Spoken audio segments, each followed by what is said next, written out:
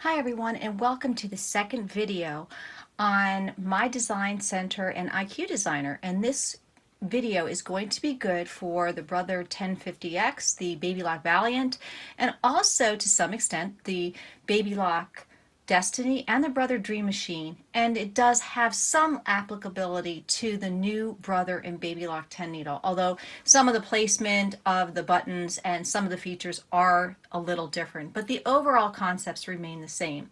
All right, to go back into IQ Designer, I am at my home screen.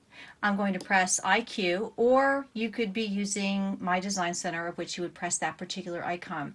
I'm here at my main screen. Today we are going to work on shapes. That is the focus of this video, as well as a couple other options to manipulate those shapes.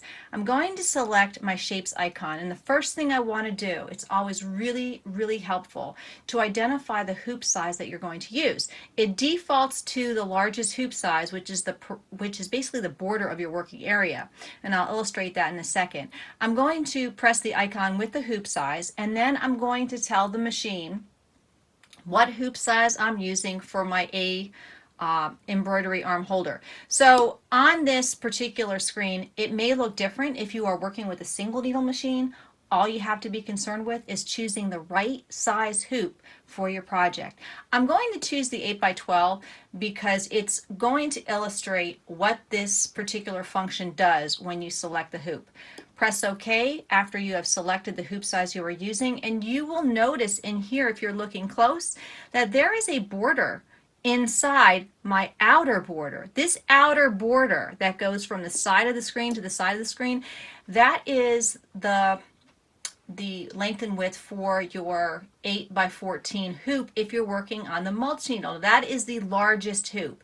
If you are working on a single needle, that outer border of that gray area is going to be that largest hoop size. So I chose the 8x12 frame, and it doesn't put a stitching line, it just puts a border which will not be stitched out in the area in which you want to have your design. You don't want to place your design too close to this line or over that line, because then you will get that dreaded "you need to switch to a larger hoop" error. And it's not really an error, it's just you're creating more work for yourself, and who wants to do that? All right, so here's the border of my 8x12 frame. I will go into my shapes icon, and I just briefly touched on this in lesson 1. For this particular lesson, I want to highlight these 3 icons right here. The first icon that is in blue, that is only a border. So if you choose any of these shapes on this screen, it's going to apply a border attribute but no fill. This one right here will produce just a fill but no border stitching line. And think of a border stitching line, a line attribute, as it will default to a satin stitch fill, but it could be a running stitch, could be a blanket stitch, whatever stitch type you apply to that line going around that shape. But this one, the second one, you don't have that option. You only can put a fill in there.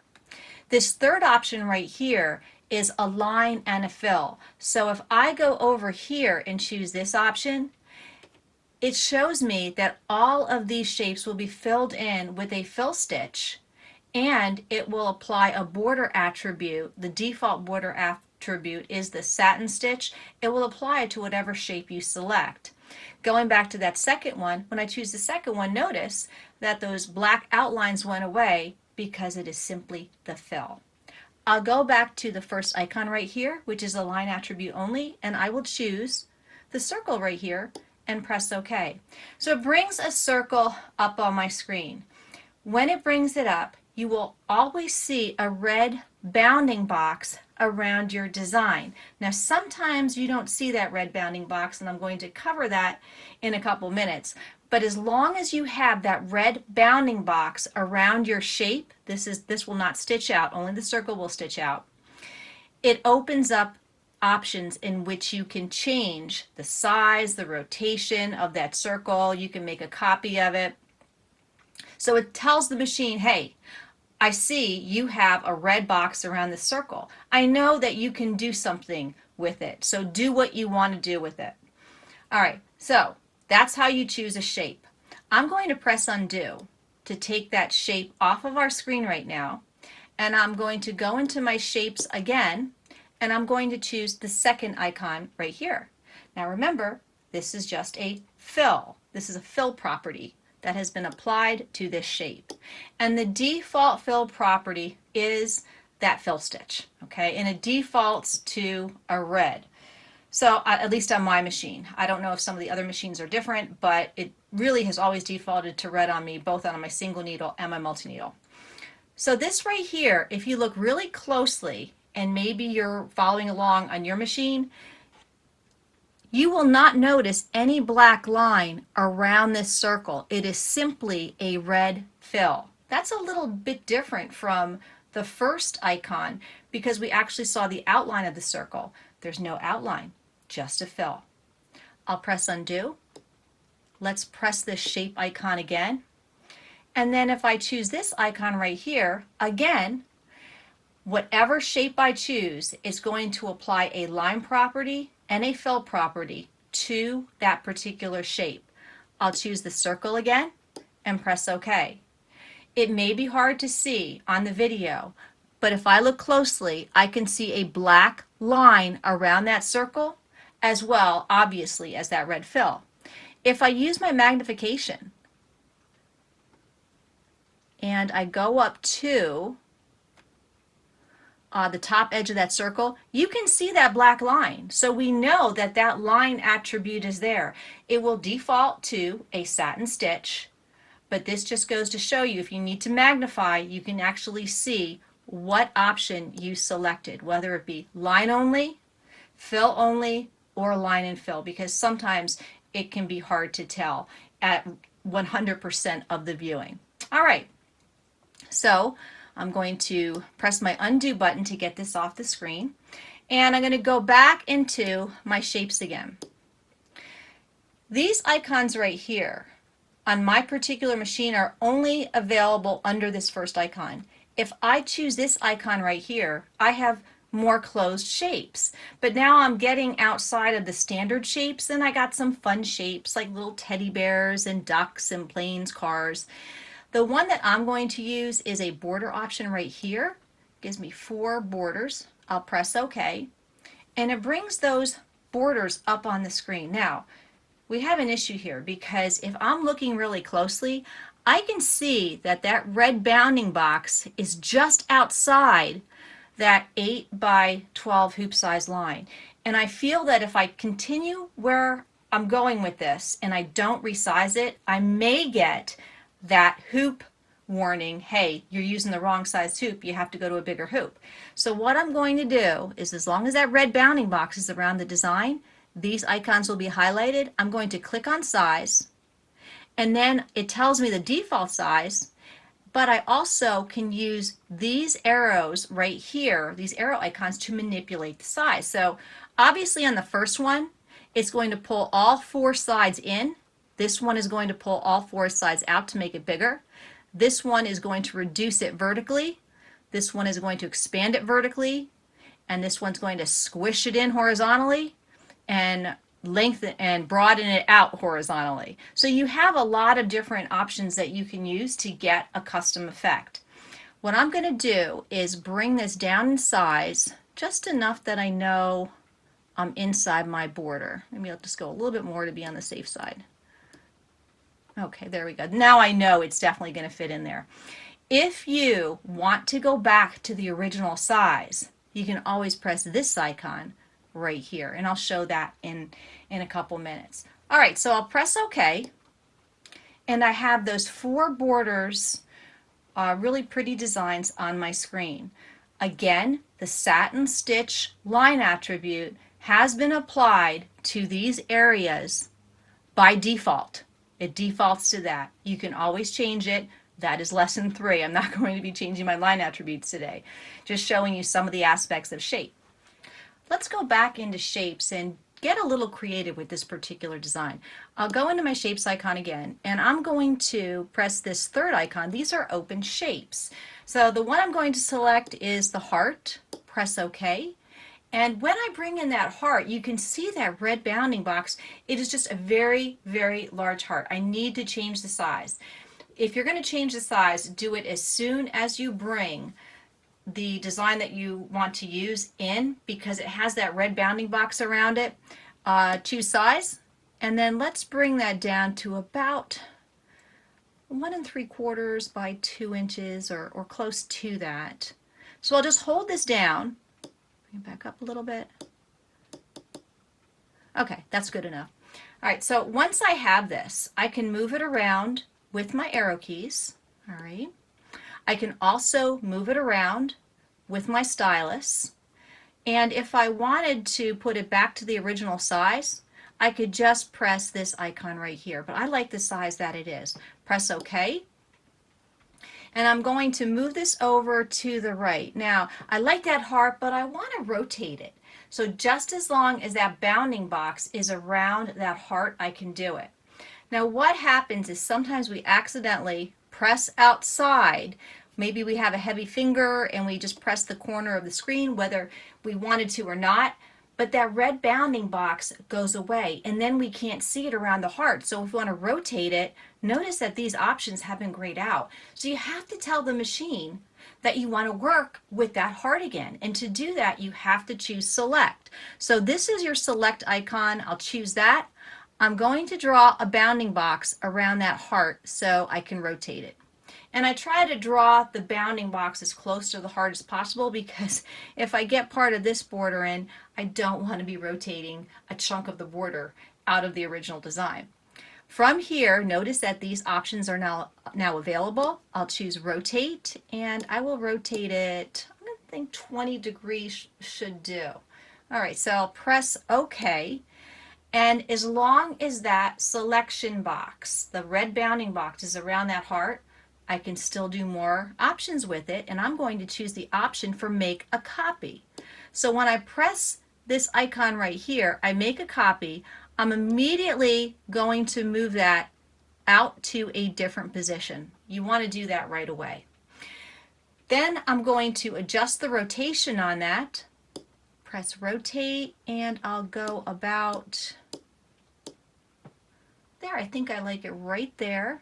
And maybe I'll move it down just a little bit.